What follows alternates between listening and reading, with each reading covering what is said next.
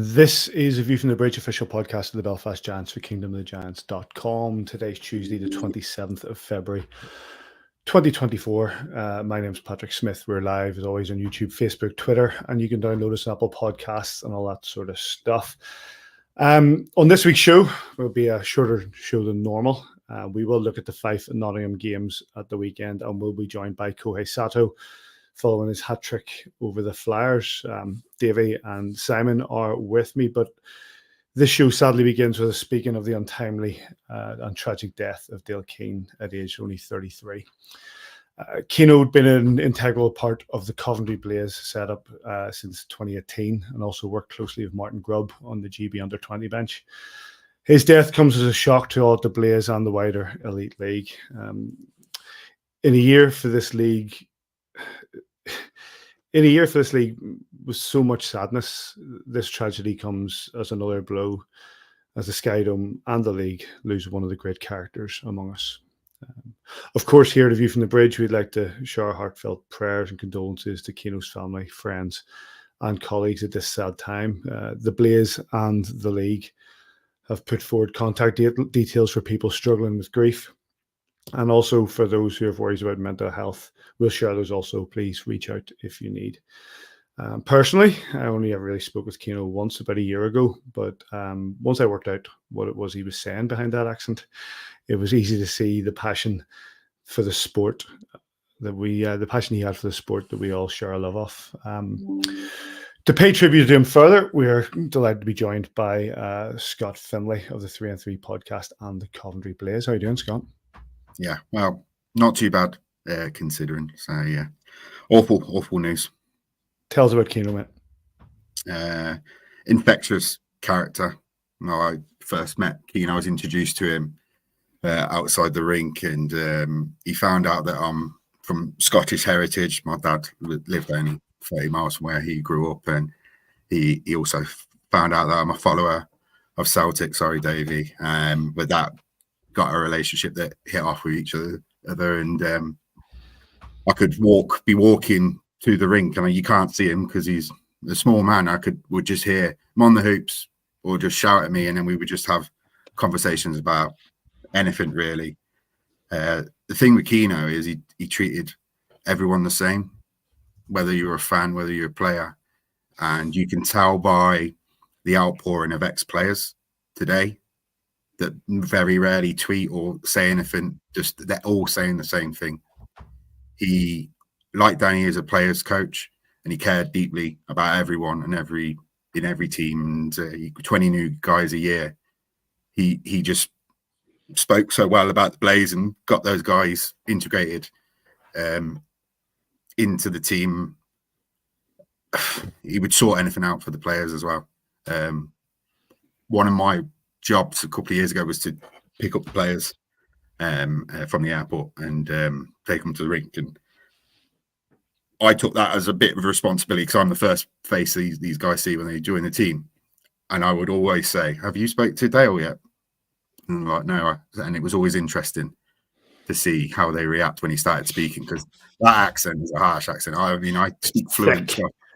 It's and he's just this 5 foot and change guy, ginger hair, just running around, and he's just onto the guy straight away, and he sets his tone out on how he wants to be as a coach and how he wants to be as a person. As I said, like, so approachable with the Blaze. And it's one thing of being an advantage of a rink team is we are accessible to the fans and the players. And I mean, and Keeno took that on board. He was always wanting to talk to the fans, and I know you guys have struggled with fan base, some issues with that, and you can't control that because of how big your fan base is, but we could, and Dayle was just the epitome of what it meant to be a Blaze person. And yeah, it's difficult, especially like we said, it's been a year. We feel it's been a year. Like, you think about Alex Graham, Mike Hammond, and obviously Adam Johnson. It's just another blow that when we lose these guys. But one of the things is, and you're absolutely right. You look on the likes of social media, the amount of players from your team, but then just you look at Spud Grubb putting stuff up there, people, Taff, all these guys. How well respected and loved he was, not just in Coventry, but right around the league. Yeah. And the work he does with the GB under-20s, I mean, you've got the Hamill brothers, Cow and Mac, who have all played for him, under him. And that's the same throughout the league. We've all got all the youngsters that have Keeno's personality coaching them. And that's why it affects the league so much as well. It's not just the Coventry Blaze that's affected by this. And these young lads have had a lot to go through this year, with the losing of Alex as well, and a teammate, and the tragedy with Johnson. It's just been bloody awful. Davey, was it you and Taff, you said, spoke with Keeno just a few weeks ago?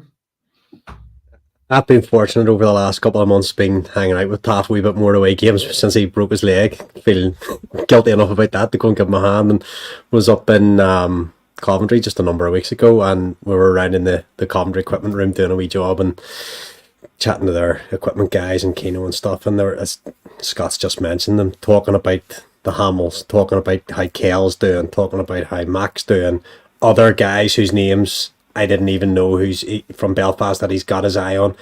His love might well have been for the Coventry Blaze and for hockey in this moment, but his love for the development of young guys and girls coming through the systems, he knows them all. He knows their game. He knows their tendencies. He seemed very analytical, which was, I find, really interesting. You know, he knows how they're progressing, how they've done the past weekend, who's coming up for them this week. And it's just it's another sickening loss to, you know, what's quite a tight-knit community. And, you know, I can just only pass on condolences and sympathies. It's to those affected by it. It's really tragic news, Paddy. And I know it's glib to say he'll leave a big hole, but it's true. People don't realise how valued they are sometimes, and that's a lesson for us all to take, to let people know how valued and that there's someone there for them should they need them. Simon, you know Spud pretty well. Did you know Keeno?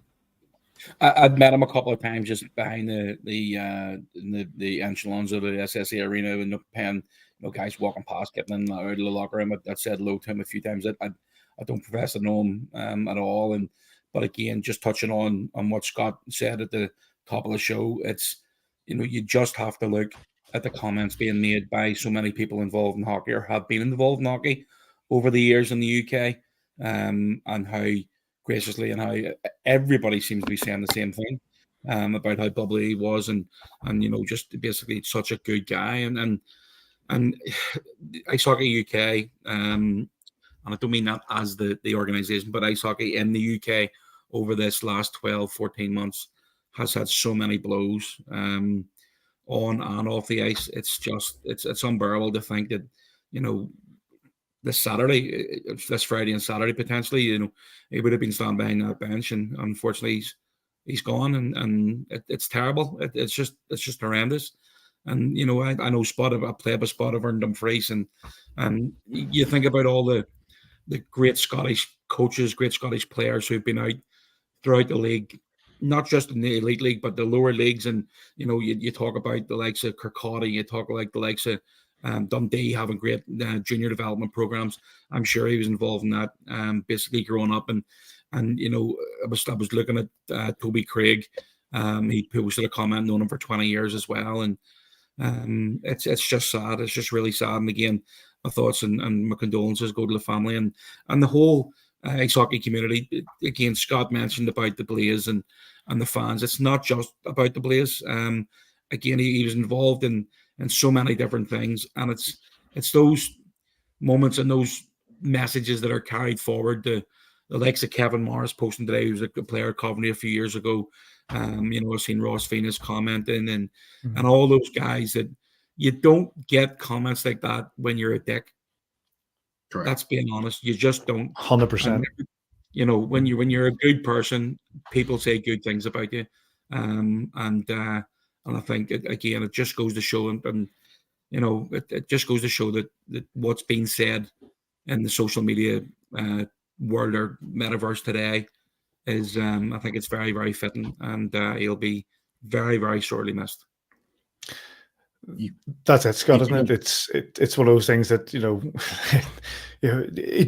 he wasn't. If you don't get those things said as if you're a dick, and that just goes. He was a great character, well loved. You said about that post from Ross Venus getting a big hug. Just heartbreaking. Just heartbreaking, man.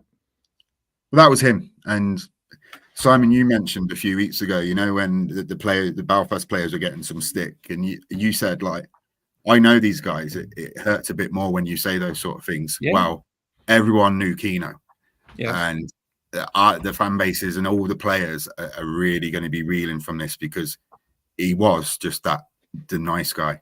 And I mean, as the news broke overnight, and it's just, I mean, I've always trying to be non-emotional guy, but you had your little cry earlier, and that's how you need to deal with it, and people do need to deal with it. And I was thankful how the Blaze and the league have shared what they need to share, and it's okay to be upset by these things. Scott, you just mentioned about, again, we've in the podcast, Davey and I talk about this all the time, about not wanting to get stuck into a player who's still on your roster. Yes, you might feel that they're not given 100%, and you basically might be doing things wrong that you think you can do better, which isn't always the case. I work with these guys every single day, and you build rapport with them. Whether you give it, it's one of those ones where there's so many people behind the scenes in a hockey club. Yes, I get it, different sizes. I mean, we've got a bench full of coaches right now, and when you look at the head coach, he's not there to be everybody's friend, but that's what the assistant coach does. The assistant coach glues that together. They basically bring those. If Danny's given a bit of abuse out, he's the one who goes and puts the arm around his shoulder and go, look, this is where you need to earn your ice time and dig in deep and do what you got to do. And it's you just touched on it. It's going to be a massive hole to fill for the Coventry Blaze. I know Danny thought the world of him. And you've seen that in a lot of the times that he was speaking about different things, at the start of the season, about coaches and about players, and how much effort and time it's involved in a professional organization such as an ice hockey club in the UK, and everybody behind the scenes is pulling for the same, this. But ultimately, we all want to win. That is the bottom line. But you just don't know what's going on behind the scenes with people. And Davey is probably the best at the way he puts this across on here, because again, sometimes I know I have a divided opinion on things, on certain things, but Davey always puts it 100% right. It's, you just be careful what you put on social media, because you never know who's going to pick up on it, and it's important that you just be kind. That's the bottom line. And I don't think there's a more poignant time to basically be kind than what it is today and in the next few days for Coventry Blaze.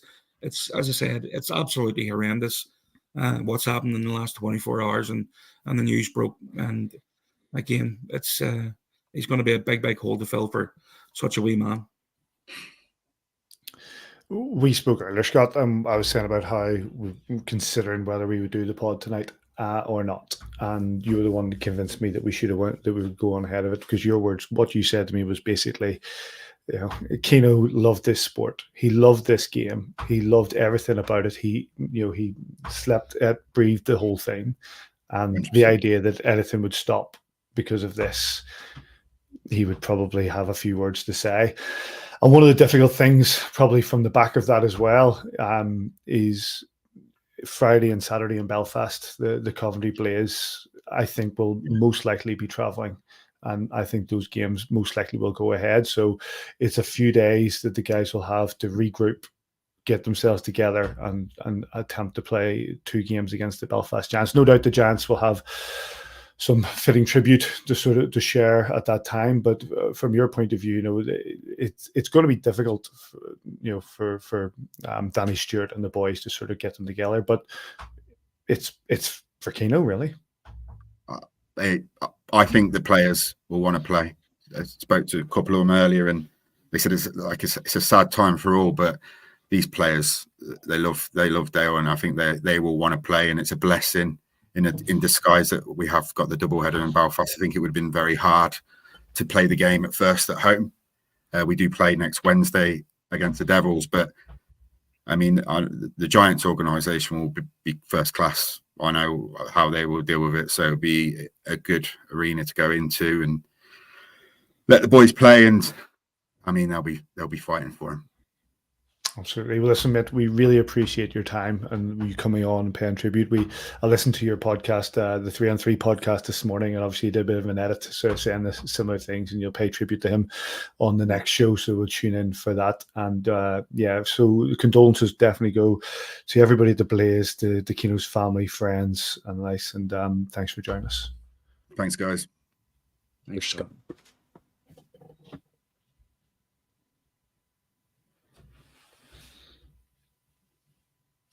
Big thanks to Scott for joining us. We had this when we paid tribute to Adam Johnson back in November when we came back after that, and how difficult, and you feel a little bit, it's strange when you try to push ahead, but we will push ahead and discuss the games at the weekend. A mixed weekend for the Belfast Giants. We'll start off with the game that took place on Saturday night at the SSE Arena against the Fife Flyers, a 7-4 win for the Belfast Giants. Those 7 goals, Travis Brown with the opener, Daniel Tedesco, Kohei Sato, who will join us in a few minutes with 2, then Tedesco again, David Goodwin and Kohei Sato rounding out a hat-trick, not just a regular hat-trick, but a Gordie Howe Hat-Trick at that. For the Fife Flyers, the goals are scored by Timo Pukkanen, Eriksson, Pavlovs, and is it Giles or Gillies? Giles.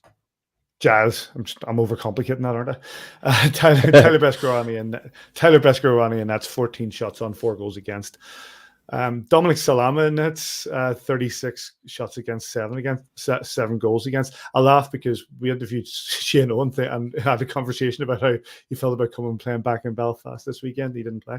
Referees were Vitas Lukasevicius and Stephen Matthews. It was Cowboy Night, Davy. I'll bring Kohei Sato in just a moment, but your thoughts on how the Giants performed? It's never a bad night when you score 7 goals. Obviously, we came out to that, we were actually quite good from the start, and we've gone on the power play and conceded a short-handed goal, which we talked about last week has been a little bit of Achilles' heel. We've conceded I'm not going to say quite a few, it's 3 or 4 short-handed goals, but we've given up a lot of chances on the power play. It's actually quite unlucky because Besko plays it quite well and hits the post and comes back and skates him and goes in off his skates, and I think this might even be it here now, just off the right or off the left post, off his skating in, puts us, but look, we'll go back on. Bryony does what Bryony should be doing when he's playing forward, which is going and parking himself at the top of the crease and going after his own rebound to make it 1 each, and then the Kohei Sato show. Ko was buzzing about there all night, and he obviously throws down the mitts and gets the crowd in it, and that's very important as well. Whenever you've got a big crowd in there, and maybe the puck's just not going in the net the way you want it to, you got to find something else to get the crowd engaged. And it was off the camera, and we're begging, turn the camera around, but eventually turned the camera around. A good spurted bout, so lovely to see Kohei doing that as well. That's an important part of anybody's game, I think. Something that's ever so slightly leaving the game, and something us old fossils love to see, don't we, Simon? They absolutely love to see a bit of fisticuffs, and tell me, Simon, how many people were sitting down at the end of the fight? You know what I mean? So it's that kind of thing engages people as much as a goal. So all for that. But across the night, I thought we were pretty dominant. Obviously a bit loosey goosey at the back, as Derek Walser would say. You don't want to be throwing up those 4 goals, but overall, it was the highlight of the weekend, and as you say, the Gordie Howe hat-trick and a hat-trick. And I know Simon asked earlier, Besko said, has there been another one? And I just haven't had time this week to look into it. Both are such a rarity. Yeah, the only one I can remember, I'm pretty sure he had it was Theo again, and Freddie will do you. Theo on his very first game, yeah. He had 3 plus 4 on a fight, but I have got a list of every hat-trick that's ever been scored by the organisation, so it'll not take too long just to flick down it and compare it with dates of fights. And it'll be something I'll do and let Kohei know whether he's joined the elite club with Theo Fleury and himself. Be a nice club to be in, wouldn't it? The one sorry, we'll come to Kohei and we'll bring him in just a moment. But two things says one, Tedesco's goal, an absolute beauty, but also the third goal we scored was brilliantly worked. Who scored the third one? The third one was scored by Kohei Sato. His first goal of the night. Yeah, Roach McIntyre, Kohei Sato. Yeah, no, it was a great move as well. Look, again, you sort of when you're winning, you just want to. Here's the scrap now. You know, I'm a bit concerned about him. Maybe he should start using his left, and I'll have a chat with him here in a few minutes. But you know what? That's look. Pato's a big boy. He make no mistake about it. You know, and I asked Kohei after the game, and you know, he said he you know, the shift or a couple of shifts before that. You know, he led Pato led a big hit on Laker over the wall and just beside their bench. But I don't know if anybody picked up on this. I know there was one. I've seen one or two on Twitter. Did you see the Adam Keefe toss of the elbow pad? Love it. You know, I haven't seen that for a while. And Kohei, there's a swing and a miss there. But I thought he did great. It's one, you know, make no mistake about it. You know, he got new skates and all last week. You can see all the new wheels that he. You know, we all know he's got speed to burn, and it was great to see him getting rewarded with a bucket load of ice time and, you know, those 3 goals, and obviously they got an assist as well. So, but the Gordie Howe Hat-Tricks are very, very hard to come by. I remember asking Mark Cooper when he came on at the second period. You know, he's got 2/3 of the Gordie Howe Hat-Trick done, and Mark Cooper said, "Yeah, but he's got to get a goal. It's the hardest part is to score a goal." Next shift, he scores a goal, and it comes up with 3 of them. So he did fantastically. But I thought it was a really good team performance. Defensively, we're still, you know, we're still giving up too many goals. Obviously, that led into Sunday and made simple mistakes. But look at if we take the chances that go our way, then we've nothing to worry about. But right now, we're not getting those chances on an awful regular basis, and we're not taking those chances. But there's that goal from Teddy. What a finish! Beautiful. I mean, that's little toe drag around the defenseman. It's a great move. And again, you know, we moved into the Sunday game, but some really good play. You know, the goal from Sats on his first goal, and I thought his third goal again, a little bit of luck going his way. But you take that all day long. You get a hat trick and on Cowboy Night. And I know Jeff Baum Sr. had a special present made for both man of the matches on top of the normal Giants Boswell Rock Gin. It was a belt buckle. Yeah, he showed it to us. Well, he showed it to us on during the third period. Lovely little piece of kit that he had made there for the man of the match. Lovely. Kohei's probably a happy birthday to him. Absolutely, Kohei's probably got it wrapped around his pajamas now. He'll not be taking it off anytime soon. But yeah, great to see. And again, you know, right at the very end, when all his teammates engulfed him after he walked away from getting his man of the match award, that just goes to show that, you know, that everybody was in for it on Saturday night, and it was great to see. Let's get the post game from the coaches, and then come straight back with Kohei Sato. Yeah, certainly too much given up on that front. But overall, for, you know, specifically the power play one, I mean, that's an area that we just need to do better at. We need to have a defensive mindset first, and then an offensive mindset second, even on the power play. You know, it's the same as 5-on-5. But I thought that you know, for the majority of that game, we were pretty solid. You know, there was good energy on the bench. Thought everybody had a fairly good game. I thought some guys had some standout performances, and I know that kind of put us over the top on a, you know, kind of a cool night and a Cowboy Night for Jeff Baum Jr. and Jeff Baum Sr. I thought it was a great ending for it.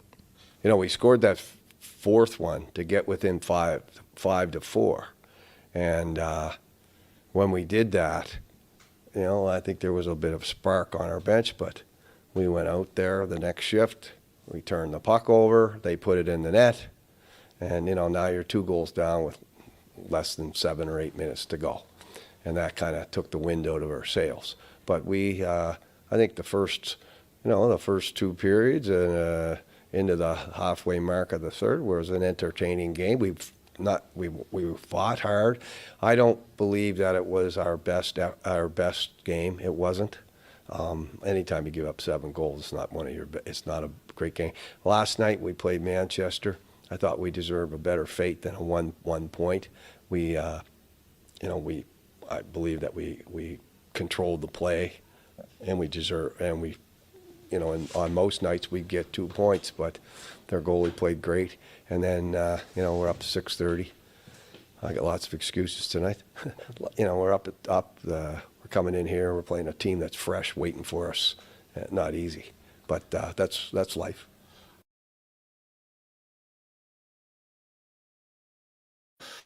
Tom Cullen unexpectedly with the travel excuse. That's not like him. The highlights from this game are from Giants TV. Let's bring in the hat-trick hero, the Gordie Howe Hat-Trick hero, the Cowboy Hat-Trick hero, Kohei Sato. Yes. Hey, buddy. Oh, How you doing, guys? turn your phone 90 degrees. Perfect. First of all, do you have the belt buckle? I do. He's got it on. Let's see it. For my pajamas. Look at that. Look at that. It's a lovely classic. piece of kit, that. Lovely piece of kit. When we handed it over to Timo Pulkkinen for the away team Manla match, he didn't realise he got to keep it because I'm pretty sure there's nobody else around the league that actually gives Manla match, but they get a bottle of gin and obviously that belt buckle, which is a one-off. So it's absolutely fantastic. So, what got into you on Saturday? What, Gordie Howe hat-trick, just all for fun. New wheels. Was it the new wheels? Honestly, it just kind of happened, to be honest. I mean, as you guys know, like I try to bring the energy, and I got that Brownie's first goal. I drove that deep, gave it to Poundy. Great quick shot by him. And great tip by Brownie, and that got me going. It's anytime you get on the score sheet early, it's your blood starts flowing, and you start feeling good. And then Sopoto hit Laker from behind. Thought it was dirty. I mean, anytime you see people's back, you don't go just barge at him. And then next shift that he was out, I told him, you're gonna have to pay for that, and he goes, I know, and I asked him to go, and he goes, you're not serious, are you? You're not a fighter. I was like, absolutely not. I'm not a fighter, but I gotta. Kiefer was talking about before the game. If you're not scoring goals, add value, and I haven't been scoring goals, and I've been trying, but haven't had the luck. So, just trying to get myself going, get the crowd into it, and I thought I did that, and didn't know he was a lefty. He switched up on me real quick when I grabbed him. So that uppercut came from nowhere from the basement, but I thought I held myself in there. My first pro fight, trying to get the boys going, trying to get the crowd going. And then after that, it was kind of history. Rocha gave me a really nice feed up the ice, and just had to tap it in. That got me started. And second and third goal, I thought it was really, really lucky. I was actually trying to make a pass to a friendly in the back door, and just happened to go in. And third one, I was just kind of feeling good. Thought I'd go in between the legs and hope for the best, and got the help by their defenseman's stick, and it went in. So, I mean, I wasn't really thinking about Gordie Howe or hat-trick or anything like that. Just trying to play the game the right way and hope for the best. So, I'm glad it happened, and I'll move on to the next. Hey, Cole, can't get desk, man. Can't get desk. Still working on the Japanese. Never feels the Japanese, dude. You talk about igniting yourself and the crowd having that fight. I think actually, was it in pre-season you had it wasn't so much a fight, but you picked on, was it Dyson Stevenson or somebody as well? You picked the big boys. You don't go for the man. So we'll give credit there. But that fight, and then obviously getting that first one, getting the assist, and then getting the first one, that's just got you going a wee bit, get the wheels going. Yeah, I mean, just actually, one of the meetings with Kiefer, maybe a few weeks ago, I had a talk with him, and he was just talking about my game and bringing the energy and stuff like that. He was talking about back in his days when he got a fight early in the game that kind of got him going and everything. And last couple of games or a few games, I haven't been able to contribute as much as I like to. So I said, why not? And I got the big boy in Glasgow, so I was like, why not pick on a Did, big boy in Fife? So did you yeah, know that about the just elbow kind of pad? happened. Did you know the elbow pad toss, or did that just happen? I knew about the elbow pad toss. I was actually watching a couple of his fight highlights, and then I just noticed something that he was doing.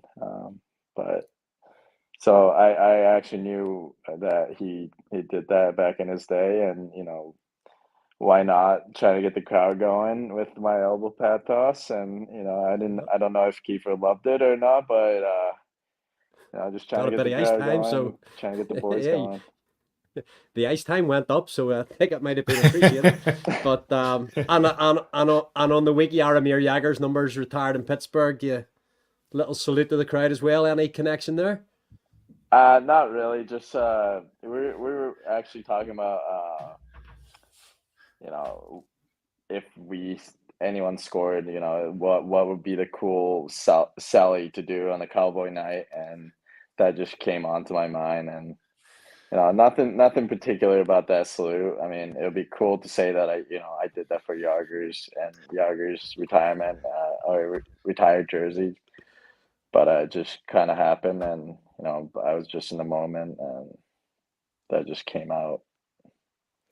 Cool. I want to take you to playing for Japan. Obviously, you were away there a couple of weeks ago. Managed to get a couple of goals, help your team, and progress into the next round. But how do you think your chances are going to be against GB with the potential of a dangling card to play in the Olympics? I mean, when I saw the news about Belarus not being able to make it, and then we got to be in GB, Denmark, and Norway group, I was really excited, honestly. Just familiar faces. It's always nice to play against you boys, and I'm going to play against Teddy in the World Championship as well, and I'm really excited. We actually played GB last year during the national break down in Milton Keynes, and we put up a fight. We lost 3-0, but we still put up a fight, and we were still missing guys. So I think we have a decent chance. I mean, they're in a obviously top division, so they're ranked higher than us. So us coming in as an underdog, it's going to be a tough tournament. But just trying to focus one game at a time, and I know the tendency of the guys that at least on our team. So trying to put up a fight and hope for the best. You're obviously we've got two big games this weekend against the Coventry Blaze, but up tomorrow night, which I absolutely just keep forgetting about all the bloody time. Dundee. I honestly was about to go into let's get looking forward to the weekend. Dundee tomorrow night. I know the boys were on the ice today and getting ready for a tough game against Dundee. They've been solid this year. They've come up with a couple of results against us as well. But how was training today? Looking forward to Wednesday's game. Training was good. Just trying to get blood flowing from the traveling and the half a day off. Nothing too special. It was a light day at the office. But yeah, we obviously they took it to us a couple times in Dundee, and they got a pretty good team over there. And anytime we get to play against a team that has beaten you, or put a couple guys in the IR, it's something special. So we're looking forward to put up a fight against them, and just trying to play a game. And I think you can expect us to have a little bit of fight back from Nottingham game. So I think it's going to be a good game. I mean, I'm not really trying to focus on Coventry games yet, but just take it one game at a time and trying to put up a good performance in front of the crowd, and get the 2 points. One last question: what are you going to do with that belt buckle? I'm gonna have to go get a belt first. That's a good idea. That's a good idea. Yeah, can't yeah. use it as a little Just Yeah, I'd walk around. I'd walk around with it on, You're just like straight. wearing it for the rest of the season. Just rest of the Yeah, season. Just maybe- every time you turn up, just always Maybe I'll never just take it off. wear it right here. Right here. Just to make sure everybody sees it every so often. Yeah, oh yeah. Nice one. Well, listen, mate, well done on Saturday. Great game, and good luck down the stretch. Thanks for joining us. Thank you very much, guys. Thanks for having me. Big thanks to Kohei Sato, and well done to him on his hat trick, and his Gordie Howe on top of that. Unfortunately, gents, we now have to move on to what happened in the NIC on Sunday. The Belfast Giants took on the Nottingham Panthers, were subject to a 5-1 defeat. The Panthers goals coming from what? You gotta get my notes. Gotta get my notes. The Panthers goals come from Wa, LeMay, Logan Nielsen, LeMay again, and Luciani. The only goal for the Belfast Giants came from Blake Spears. Tyler Beskorowany was only in nets for 20 minutes. 12 shots on, 3 goals against, and he was pulled. Jackson Whistle came in, had 10 shots on and 2 goals against for the 40 remaining minutes. Rock Stevanovic, 44 shots on, 1 goal against. Refs were Andy Dalton, Joe Sewell. Says, I don't know where to start with this. We outshot them by double. We lost 5-1. Yeah. Massively tough down at the office. I mean, when you look at the end stats, it's ridiculous, because I think it said something like 1.5 goals expected by the Nottingham Panthers and 3.5 goals accepted by the Belfast Giants. We absolutely dominated a lot of that game. But when you just the execution, the shots are, don't get me wrong, Stoyanovic's come up with a couple of good saves, but we've got to be scoring those. I mean, there's so many chances you just have to be scoring. And, again, Besko, he'll be tough on himself over that, and it doesn't need me to basically say anything about, he should be making a couple of those saves, but it's been a tough. We just cannot seem to get a run of games going where we can build momentum. I mean, after you just sort of come out after Saturday night and you're going, well, you know what? You're feeling good. Let's go into Nottingham here. They get pumped last night. You knew there was going to be a reaction from the Nottingham Panthers. That was it 9-3 or 9-2 or something the night before. It would take an idiot not to say that the Panthers were going to be well up for that game the next day. And they started very, very fast.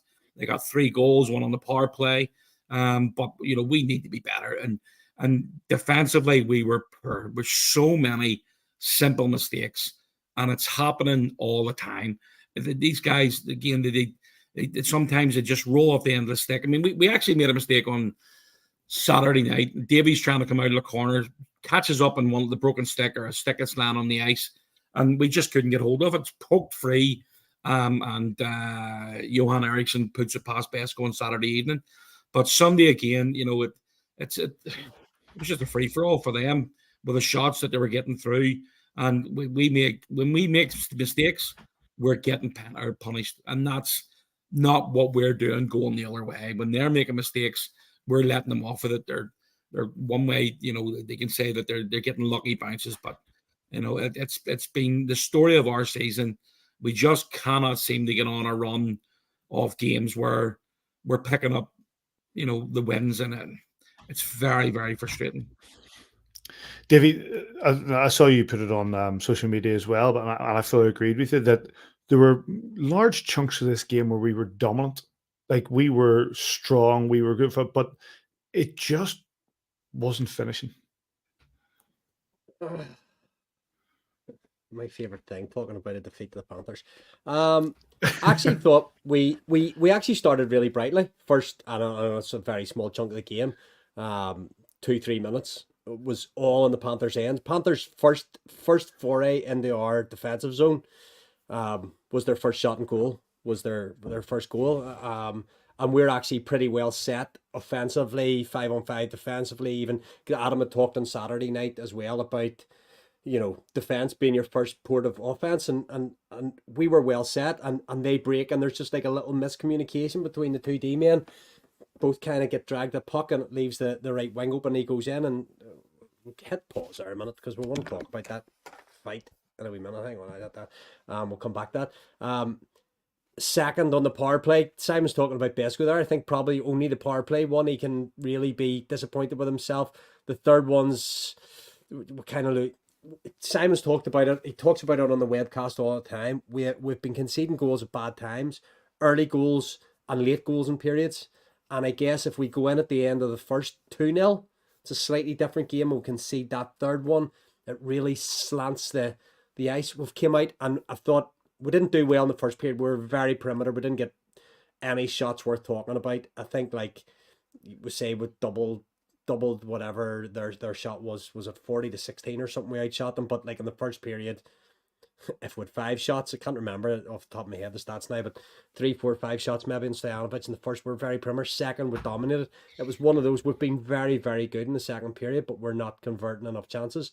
And at 3-1, with an opportunity or two to go to 3-2, and all of a sudden, that mentality that the Panthers have had when they start to get clawed back, they've folded in a few games. It goes to 3-2. Maybe they go in the locker room and they're like, "Oh, this team's coming back at us," and instead it goes to 4-1. We don't get that second goal. They score, and then it's kind of good night, Irene. And there wasn't really a big enough pushback in the third period. It was maybe just too big a mountain we'd left ourselves to climb there. We huffed and we puffed, but we couldn't, blow the house down in the third period. Unfortunately, they've obviously went and got another goal then. But overall, at this stage of the season, what are our aims? We've talked about this before. It's about trying to get fit and healthy. It's actually now about ticking games off as well. Of course, you want to win them all, and you have to find positives and you have to look at negatives as well. Games are 60 minutes long, and I would say 30 minutes. That game against the Panthers were really, really good, but that's not enough in this league, and unfortunately we made those little mental mistakes and those little defensive mistakes at bad times. We're conceding bad goals at bad times, I guess, is the negative. The positive is we're creating lots. A negative on that would be we're not converting lots. Some players are hot on a Saturday night and cold on a Sunday night. I thought they played our top line very well on Sunday night. Yeah. Goody, Lake and Tedesco couldn't really get very much going on Sunday night at all. They worked hard. Like I'll give that roster. I thought we put a shift in. Just didn't have enough of those grade A's that we were producing. You gotta convert them. It is what it is. We had opportunities down low. XGs don't lie. Score lines lie. XGs don't lie. We should have won that game. We didn't, so that's one for the coaches to take and the players to take into practice this week and try and turn around double header at home. It's like Simon says, we struggle to get this sort of run of games together, this sort of momentum, this confidence that just pushes on next. Because even after that Fife game, I was chatting to my brother and Mark Brooks, and they were saying, they said that's a great win against Fife, and we're going into Nottingham tomorrow. And even then, I was like, we struggle on the Sunday, we struggle getting this sort of thing, we struggle getting this forward, and so it seemed. You've paused it. Sorry, go on. Oh, sorry, but that's it.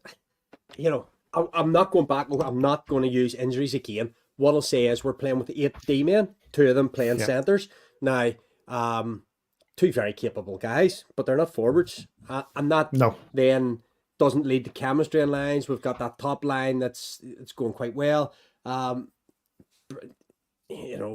and Curdy aren't forwards, though. Brian came up with a couple of goals or 3 goals over the last few weeks.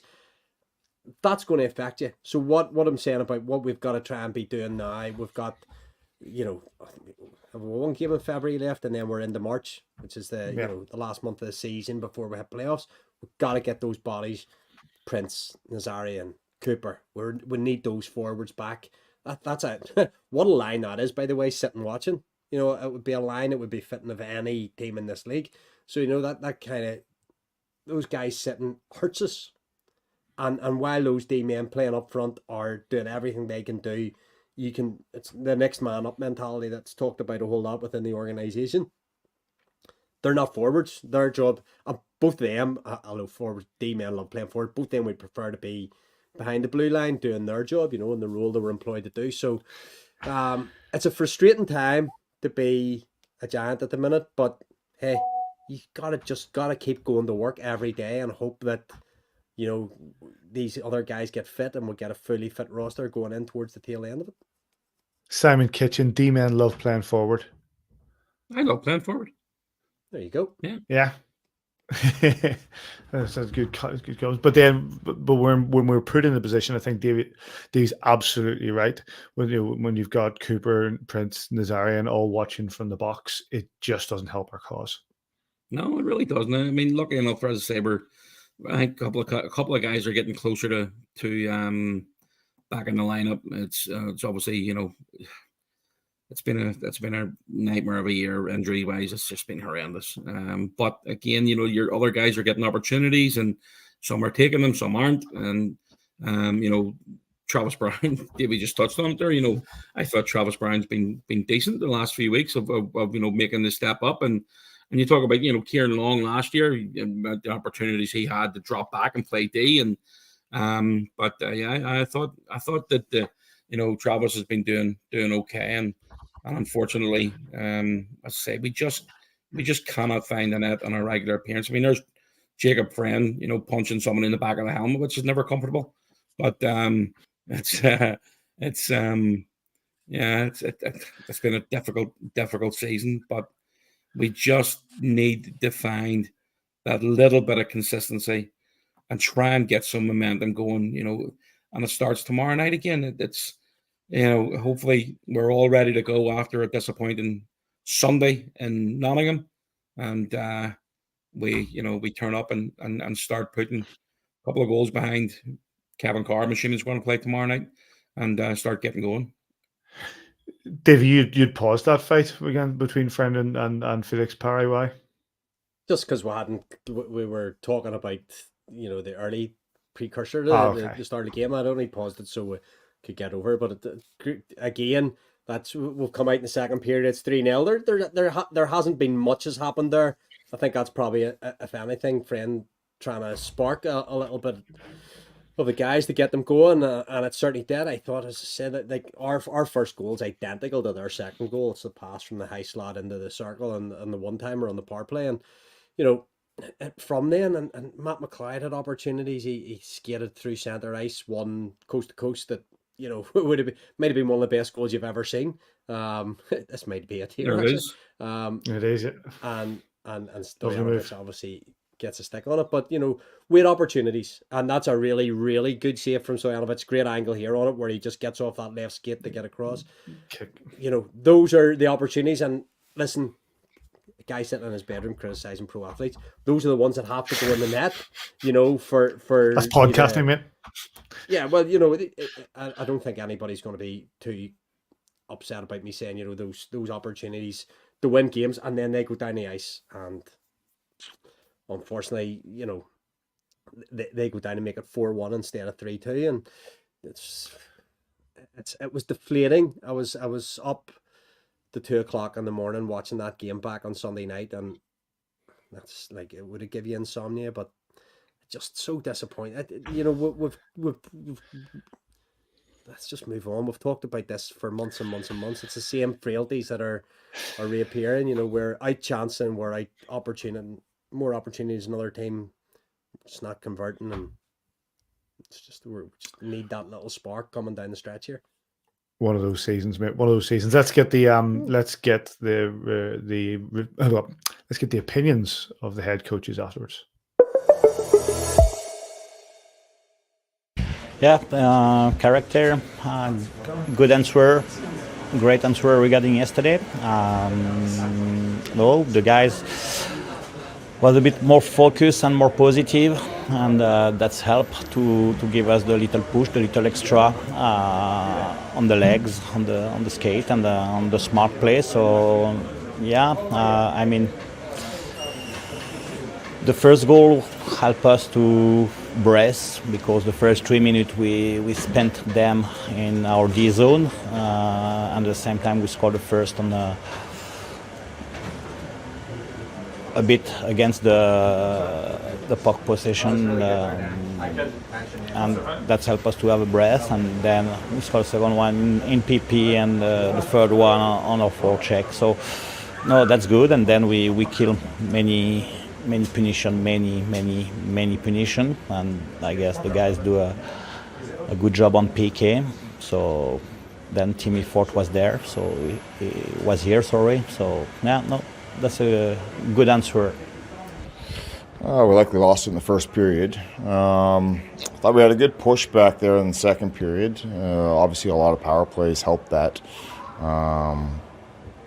If we make it 3-2 on those power plays instead of giving up that fourth goal at the end of the second period, I think it's a different game. We had plenty of opportunities to get back into that game. I could easily count 5 or 6 great A's throughout that second period. We just didn't go in the net for us. It went in the net for Nottingham, and that's the difference in the game. They score in their opportunities. We don't.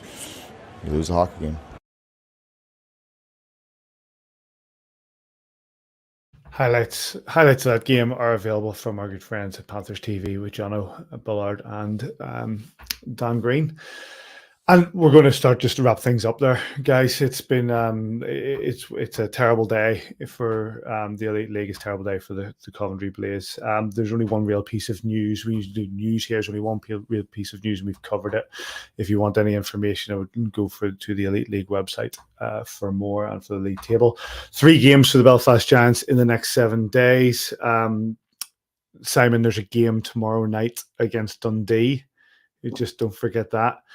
7 p.m. This is the game that was rescheduled from the last last tragedy, but it's the game against Dundee that we should have played back in October. It's been rescheduled, and it'll be Wednesday night, 7 p.m. at the SSE Arena, and then 2 games against the Coventry Blaze, Friday at 7 p.m.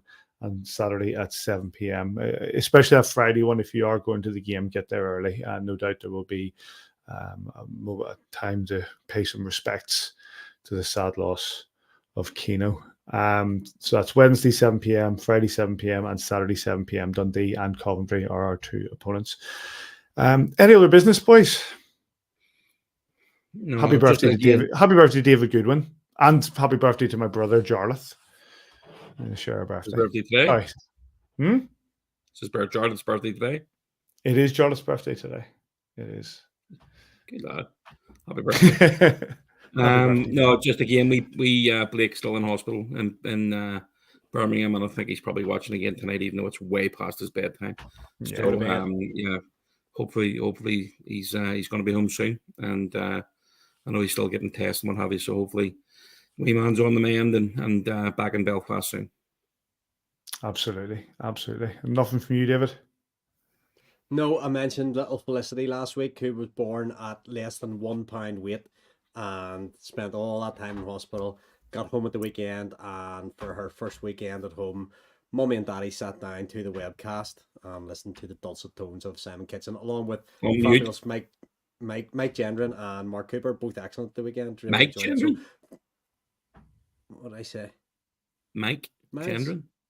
I said Miles Gendron, did I not? Should I call him Bradley Spears? I've lost it, man. But yeah, Felicity she got up to over 5 pounds weight. So Mum keeps me updated on her weight gains. But another little Belfast Giants fan, and she's home now, so that's great for the family. So that's my only bit of AOB. Lots of love to them. One last point for me. I got to the game on Saturday, and it was nice to bump into a lot of old friends and new. What were you shaking your head at, Simon? I wasn't great for. I know, but I could hear you, but you were so blurred. I need my glasses and just get this. I've got eye test on Thursday, and I'm hoping I'm gonna try and be glasses-less next year. I'm hopefully gonna go for laser treatment. All right. You going to see Cathedral? Cathedral Clinical play, yeah. It was, but it was nice to see old friends. Nice to see Hannah and the little baby and the little yes. baby Long. It was nice to meet him, and nice to some people coming up and saying that they listen to or watch a View from the Bridge, and it was really nice to chat and say hello. apologised to It's them always all. nice to hear nice things. Apologise to Tell them everyone. not to waste their time. Why do you waste your time? Why do you waste your time? Yeah. It's like you got better things to do on a Tuesday night. But no, it is like people saying some very nice things, and it's very much appreciated. Big thanks to Scott Findlay for coming on, and of course to Kohei Sato. I won't be here next week. You're in the more than capable hands of these two gentlemen here. And maybe Gareth Martin will join. It might be a problem. I've got an event in Decathlon next Tuesday night, so hopefully I'm going to be home in time. And then I go to Portugal on Wednesday morning. Wow. So work it out. I'm on holiday. But no doubt whether the show will be a great we'll show. do pre-recording Monday, says. That's the way to do it. me. And wherever you are this weekend, 10-minute show. 10-minute show. Wherever you are this weekend, we hope you enjoy your hockey. We'll catch you here next time on A View from the Bridge. But at this moment, we send all of our prayers to Keeno.